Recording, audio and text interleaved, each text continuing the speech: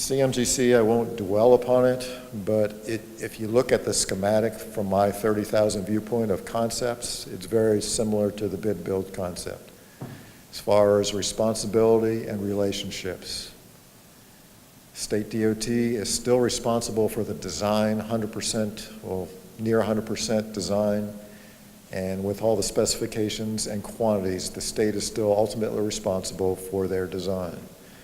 CMGC firm provides input, but the state is ultimately responsible for the design of the project. So from that aspect, it is very similar to bid-build.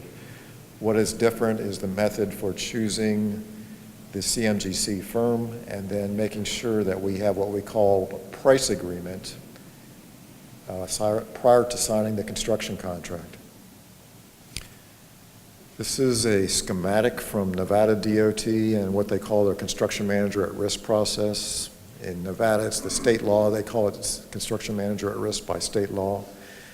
But as you can see, they enter into a relationship with the CMGC firm, and they develop, the CMAR firm develops a cost estimating module or a schedule. And as they go through the process of analyzing risk, reassigning risks, hopefully the engineer's estimate and the CMAR's estimate will converge. They confirm it with an independent cost estimating firm, and hopefully they're able to agree on what I call price reasonableness, what Nevada calls guaranteed maximum price. But that's the theory. You have a CM firm working early in the process, analyzing risk, providing input to the owner on the design process, and hopefully reducing the risk for the project, and then hopefully the owner and the CMGC firm are able to agree on price prior to executing a construction contract. This is data from Nevada's Moana interchange, and you can see their convergence of price. They start off on the left with literally millions of different dollars apart, but by the end of the process, the opportunity for probable construction costs, they've zeroed in on an agreed price.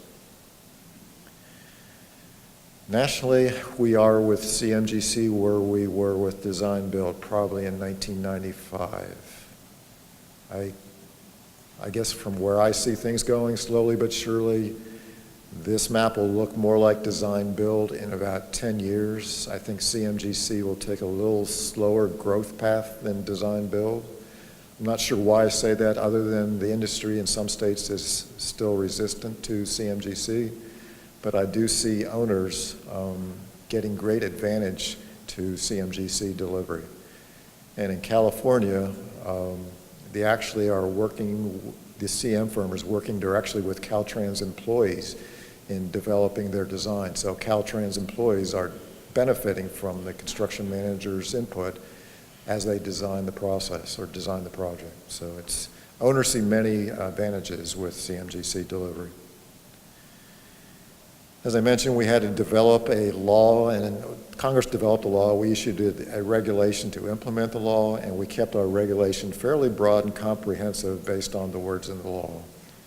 And that was issued 2016. So we are well on the way with implementing CMGC on a national basis on an operationalized basis.